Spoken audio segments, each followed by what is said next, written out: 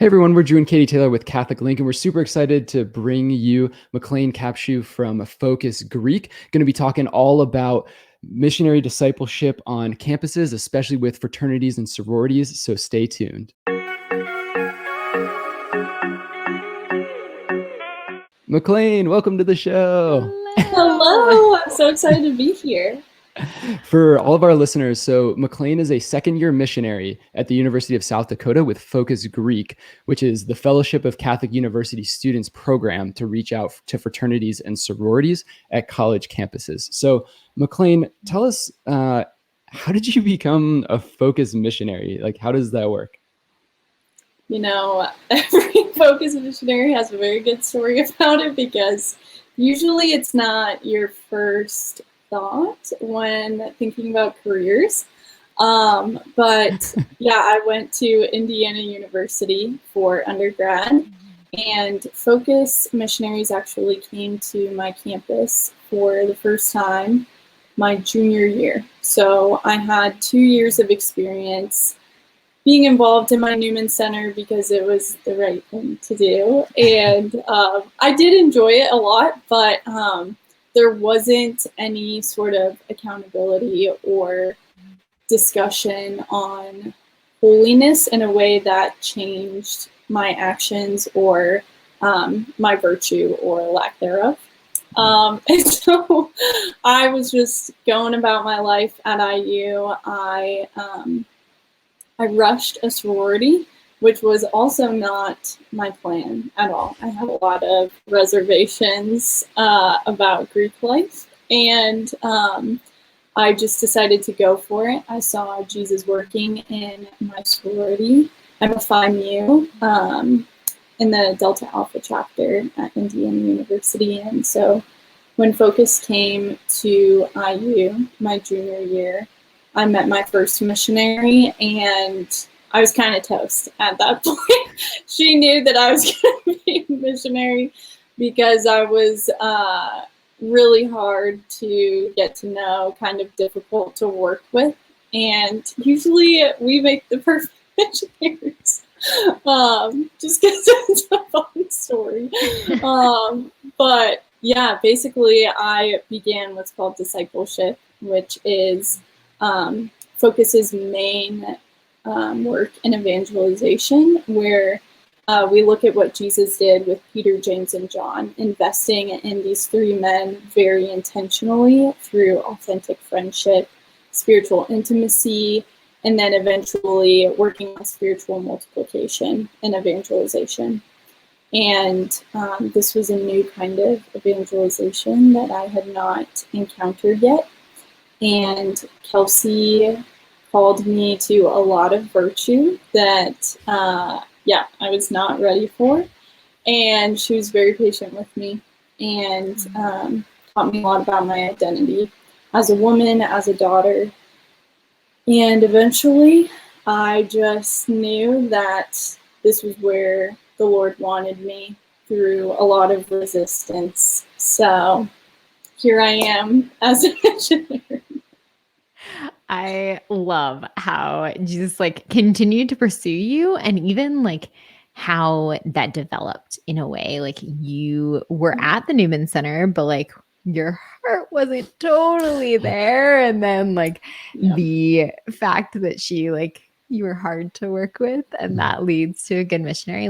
I think that that's beautiful for people to hear, for people to acknowledge, it doesn't matter where you've been or what you've done or who you've been or all of the insecurities that build up there, that you too can live radically for Christ. That's beautiful. Definitely. So tell us a little bit about Focus Greek. So you are a Focus missionary, but Yes. what is Focus Greek? How does that work into the Focus model? Yeah, so Focus over the years has really seen the fact that there are different college students. You have the athletes, you have the musicians, you have the business majors, you have the Greek students. And so two of the largest groups of students on college campuses that kind of have their experience defined by what they're doing are the athletes and the Greek men and women. Yeah. And so Focus Greek is striving to reach the men and women in fraternities and sororities, because we do have a unique experience of college. When I was in my sorority, Jesus was speaking to me in the context of my sorority. And so the gospel looks a little different when you're in Greek life. Not that it's relative, but that St. Paul addressed so many different populations in his letters. And similarly, we as missionaries want to encounter Greek men and women specific to their experiences and what they're doing. They usually tend to be some of the biggest leaders on campus. And so they have huge influence over the culture of the campus, over just their friend groups and their families back home. And so we know that that is also very important to kind of key into and see it as an opportunity to invite them into Christ, because we know that they are influential. I think it's really interesting in looking at the Focus Greek website as well, and what you guys are about. The fact that like the history of fraternities and sororities was to get a group of people together to build brotherhood and sisterhood and to build virtue, like a lot of what it was about. And not to say that all sororities and fraternities are not about that today, but there's definitely a lot of challenges that come with being a part of a sorority or a fraternity. And so do you have any stories from either your time when you were being evangelized too, or now that you're part of as a missionary in Focus Greek? I do, yes. I have many stories. I will humble myself first, so I'll share one about my experience. But my junior year, so I'm about 3 weeks into knowing my first Focus missionary. I came from a traditional Catholic family, kind of thought that Catholics didn't have missionaries, or if we had missionaries in the church, they were overseas. And so I was like, okay, this is really cool, but I don't know what you're about. But luckily, it's so weird when I talk about this, but there was this insane amount of grace that just had to have gone straight through my heart this entire time.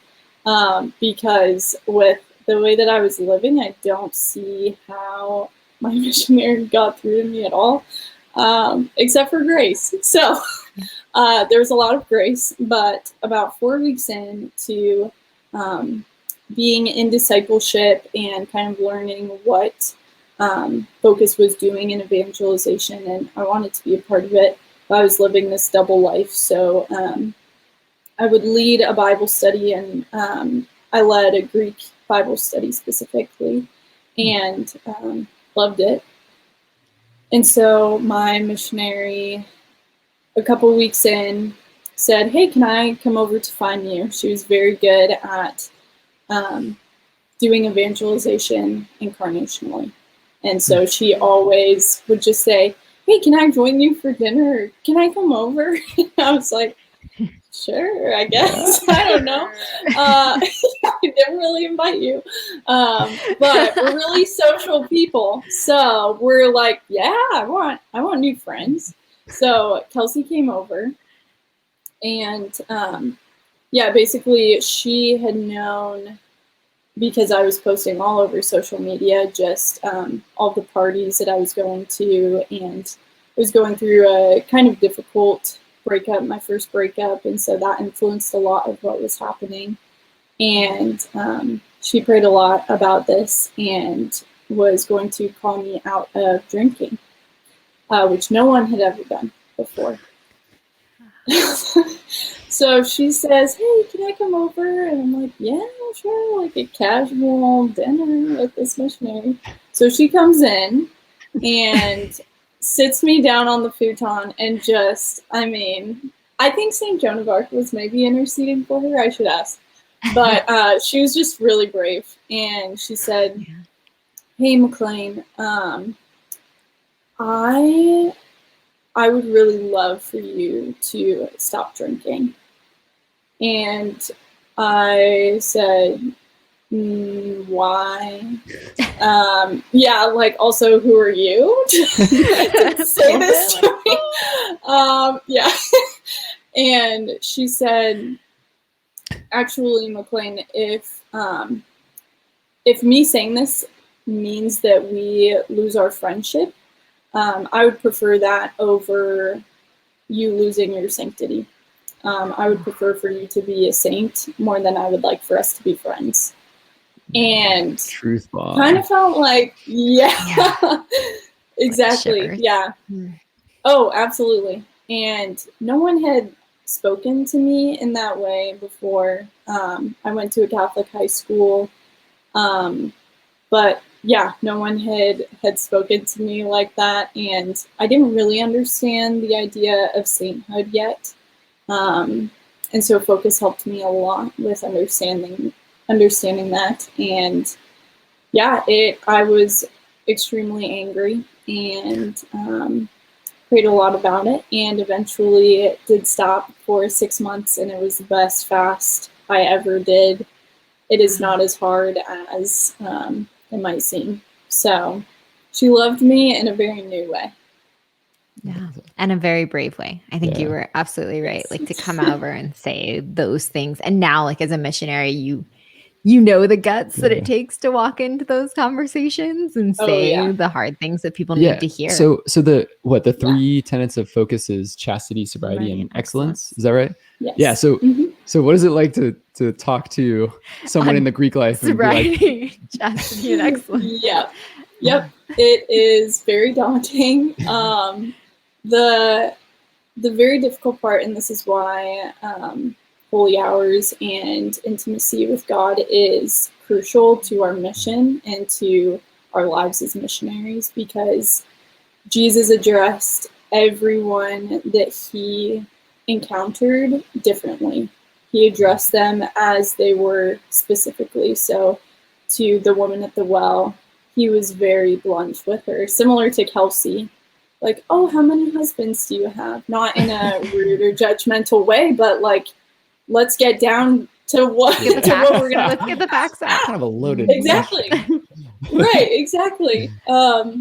Whereas with Mary Magdalene, he just called her by name, like was so gentle with her. And so every single one of my women, we have 4 sororities here at the University of South Dakota, and Greek life is very big here for South Dakota. And all of my women have unique, gentle souls that have encountered very different things. And so I have to be praying about what they specifically need. Some of them will respond really well to a blunt call out because either they're not used to it or they respect that. But some of them, that would just completely push them away from the Catholic Church. And so praying about that, I think it's best to have those conversations kind of individually, depends on the topic. Yeah, we talk about birth control, we talk about abortion, we talk about drinking and hookup culture, and unfortunately there's a lot of shame surrounding that. And the last thing that we want to do is shame students. So it's very good to address them one-on-one because they're often more vulnerable in that way, and invite other women to walk with them. And I think it's beautiful that you've been there, because that's one of the things is like, Yep. I know during my conversion, like I needed to hear from somebody who had done what I had done and been where I Yeah. had been, and somehow was loving Jesus, and Jesus loved them and was living this way. Exactly. But had this story. And so like I think it's Right. so beautiful because you're able to speak in to that life. And thank you. Thank you for your witness. Thank you for your testimony, because I needed you. when I was in college. So like I know Yeah. that there are women that need that. Mhm. Absolutely. And those are tough topics. So tell us a little bit about, especially with COVID and 2020. Has the dynamic of the campus changed? Like what you guys are doing to reach out? Like, how does that look? Because we've talked to a lot of people who are in college and high school, and man, it just seems like there is a lot of anxiety and depression and just loneliness with having to be separated or quarantined. How is Greek life? Yeah, like I don't know, tell us all about that. Greek life is the opposite of quarantine life. Yeah. So. Oh yeah. Yeah. No, it doesn't fit well with coronavirus. But I don't know who does. But yeah, it has been a very unique challenge. We basically were quarantined, didn't get to say goodbye the way that I would have wanted to a couple of my seniors who were in discipleship in Theta last year. Luckily, they both live very close, so I get to see them all the time.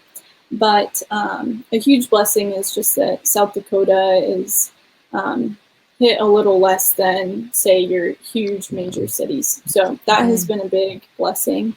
But yeah, basically the Greek houses do not allow outside people to come in. So my first year, I would lead Bible studies in the house for a little bit, and then the women actually said, "We would love to get out of this house.